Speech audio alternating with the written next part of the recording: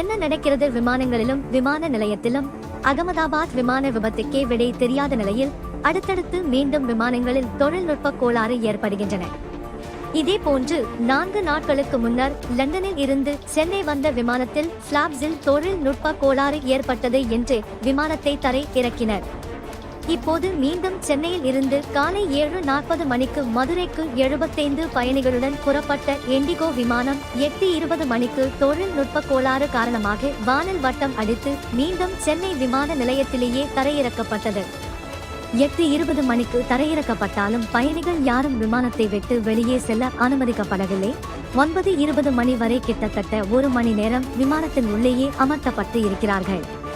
பிறகு அவர்கள் இறக்கப்பட்டவுடன் அவர்களுக்கு எந்த மாற்று ஏற்பாடும் செய்யப்படவில்லை என்று பயணிகள் அறிவித்திருக்கிறார்கள். இதனால் பயணிகள் பெரும் அவதிக்கு உள்ளாகி இருக்கிறார்கள்.